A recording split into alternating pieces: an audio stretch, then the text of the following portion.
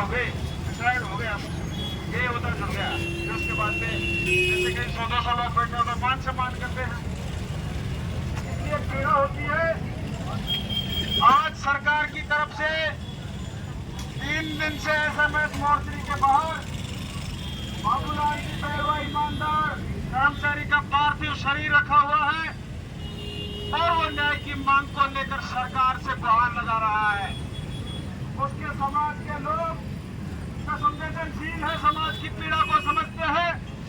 वे सारे लोग SMS mortuary के बाहर बैठे हुए हैं। विभिन्न जनप्रतिनिधि, विभिन्न संगठनों के फाउंडर जो चाहे राज्य में बैठे हैं, चाहे बाहर बैठे हैं, चाहे विदेश में बैठे हैं, वो लोग भी चाह रहे हैं कि इस घटना के अंदर परिवार को न्याय मिले। लेकिन अभी तक प्रशासन अपने स्तर पर ही निपटने का प्रयास कर रहा है।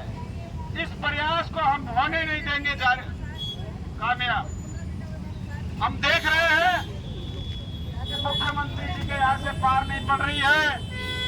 माननीय उप मुख्यमंत्री हम तो फिर भी कह रहे हैं कि बैरवा जी आप हमारे व्यक्ति हो, आप हमारी न्याय की मांग को प्रमुखता पे रखकर कोई भी सामाजिक कार्यक्रम अवॉइड करके आप सबसे पहले हमारी बात सुनेंगे।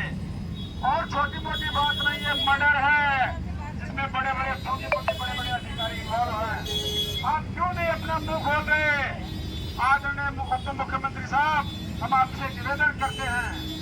और अभी हेमराज जी मुझे भाई साहब आए थे हमारे बीच में, आप बोल के चले गए। लाडले हैं वो, हम भी मानते हैं, बहुत सम्मान करते हैं। लेकिन मैं अगर उप मुख्यमंत्री होता तो मेरे लोगों को इस तरह से जांच पर नहीं बैठने देता। मैं MLA होता तो नहीं बैठने देता।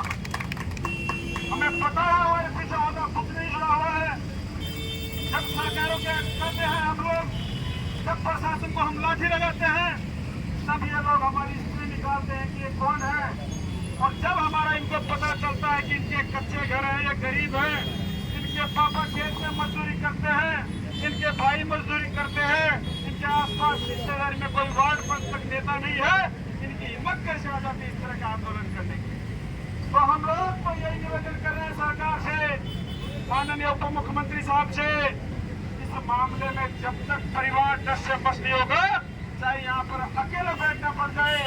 और पहली बात तो इतनी है कि हजारों की संख्या में लोग आ रहे हैं। भाई चंद्रशेखर जी ने 24 घंटे हो गए बात करने को, उन्होंने कहा है 45 घंटे बाद में मैं आऊंगा।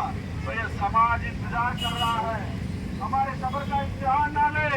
हमने यहाँ पर पुलिस की भी व्यवस्था कर रखी है, जो पुलिस हमारे लिए लाठियां लेकर बाहर खड़ी हुई है। अरे पुलिस वाले भाइयों, आप तो हमारे भाई हो। मैं आपके अधिकार की भी एक बात बता रहा हूँ। आज राजस्थान में कोई भी डिपार्टमेंट रहे, चाहे वो टीचर रहे, पटवारी रहे, पुलिस रहे, LDC रहे, ग्राम सेवक रहे, कोई भी डिपार्टमेंट, उन सारे डिपार्टमेंट में SC के लोगों के साथ जो प्रताड़ना होती है, उनके खिलाफ जो प्रकरण दर्ज होते हैं, सरकार की तरफ से प्रशासन के सीनियर अधिकारियों द्वारा, उनमें चार्जशीट का रेशियो क्या होता है। अरे मेरे कर्मचारी भाइयों से मैं राजस्थान के लोगों से कहना चाहता हूँ, आप इस रेशियो को निकाल कर देखिए। अगर 100 लोगों के खिलाफ SC के में से चार्जशीट आरोप लगते हैं, उनमें से 75 लोगों का चार्जशीट बनती है और चालान होता है। अन्य जाति के खिलाफ अगर 100 मुकदमे दर्ज होते हैं, तो उनमें ज्यादा से ज्यादा 20% लोगों को चार्जशीट मिलती है। तो यह वास्तविक लड़ाई तय है। अधिकारियों, हम तुम्हारे अधिकार की लड़ाई लड़ रहे हैं। कर्मचारियों, हम आपके हिस्से की लड़ाई लड़ रहे हैं। आपने वर्दी पहन रखी है, आप अपना झंडा नहीं चला सकते और फिर भी आप झंडा चलाएंगे। हमने यहाँ पे पुष्प मंगा रखे हैं, तुम हमें लाठी मारना, हम आपको पुष्प देकर कहेंगे आपकी यही औकात थी, हम आपके अधिकारों के लिए लड़ रहे थे और आप अपन लाठियां चला रहे थे। कानून व्यवस्था हम खराब नहीं होने देंगे।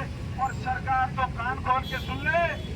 मेरे पास सूत्रों से मुझे सूचना आई है, पूर्व में मेरे पर राजकार्यमाला के मुकदमे हैं और उन मुकदमों में संबंधित थाने से मुझे सूचना आई है कि गिरिराज तू नोटिस लेना, तेरे को नोटिस समझना है। अरे मैं कहता हूँ, मैं बावड़ा नहीं हूँ, मैं भोला नहीं हूँ। इस शोषित पीड़ित समाज की लीडरशिप कर रहा हूँ। मैं तो न्योता दे रहा हूँ राजस्थान दर्ज है, मुझे आप आके गिरफ्तार कर लो।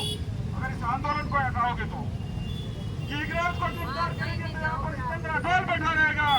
जितेंद्र राठौर को बैठा रखोगे, अभी मेहमान यहाँ पर रुका रहेगा। अरे रवि को आप पकड़ोगे, अनिल सिरदिया बैठा रहेगा। अनिल सिरदिया को हटाओगे, अनिल ढेलवा बैठा रहेगा। मैं ये कहता हूँ यहाँ पर इस समाज का एक बच्चा भी मौजूद रहेगा, पूरी सरकार के ऊपर भारी पड़ेगा। लेकिन इस समाज के हौसलों का आप तोड़ नहीं सकते हैं। इसलिए मैं तमाम साथियों से निवेदन कर रहा हूँ, किसी भी सूरत में इस समाज की लड़ाई हम लोग पीछे नहीं जाने देंगे।